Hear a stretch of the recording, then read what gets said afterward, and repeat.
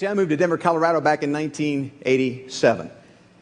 In 1988, I bought a house in an area of town called Washington Park. Bought an old 1928 bungalow. Now, I was single at the time, living alone. I did not get married until I was 37 years old.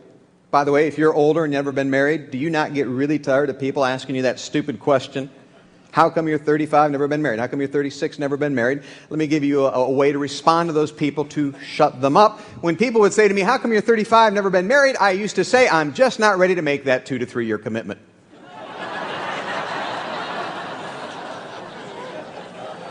Yeah, they never asked again. However, when I got married, my wife Darla said, don't ever tell that joke again, and I don't. But I used to.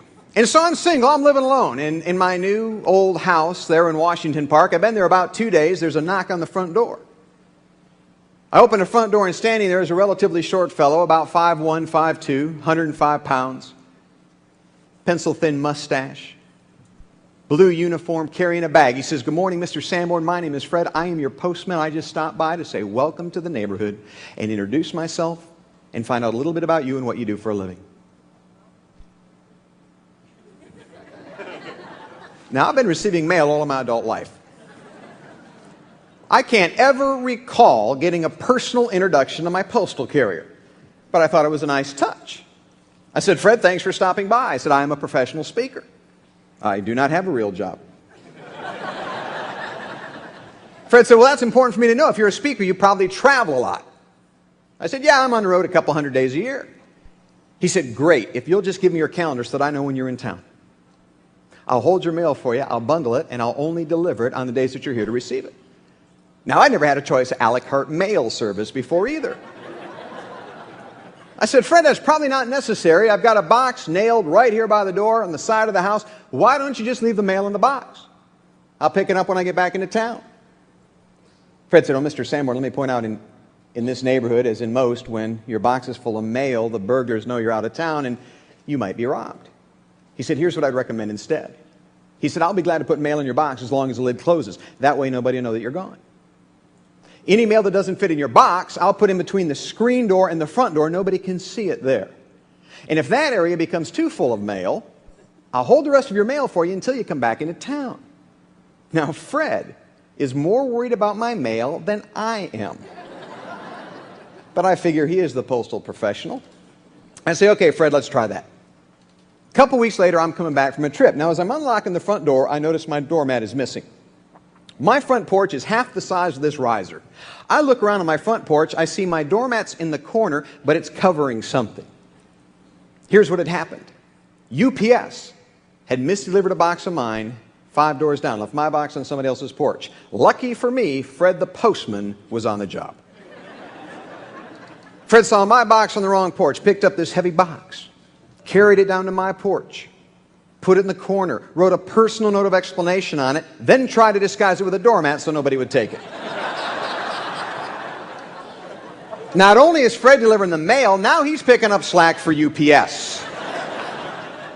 First time I told this story in LA, a guy comes up at the end of the speech. He said, now be honest, were you talking about the United States Postal Service? Or does Denver have their own?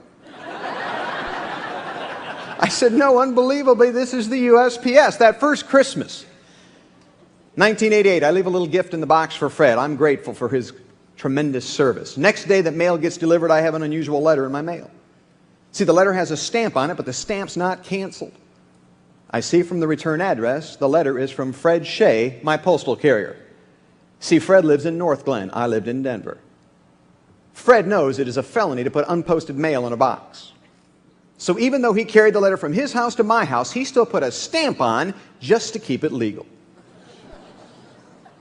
So after I cut the stamp off, I read the letter.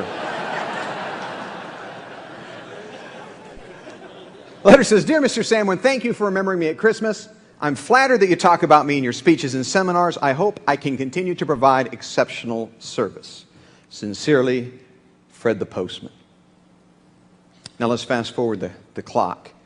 1995, I met my wife, Darla. We got married. 1997, we were expecting our first child, so we moved down to the suburbs, Highlands Ranch. But for almost 10 years, Fred Shea delivered my mail, later her mail as well. And it wasn't until I wrote the book that I ever had a chance to ask Fred the question, why do you do it? See, he does not get paid more.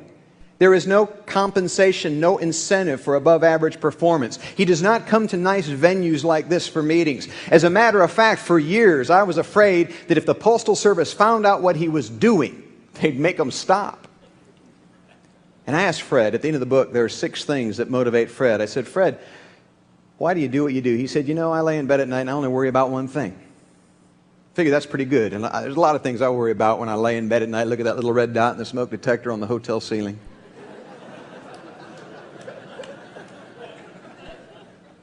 Fred said, the only thing I worry about when I lay in bed at night is, did I waste any of the day I just finished? Ladies and gentlemen, I'm going to summarize everything I know from 20 years being in this business, talking about these principles. Everything I have built my business, my career, my life on can be summarized in this simple idea I will share with you, I share in the book, and that is this: fear nothing but to waste the present moment.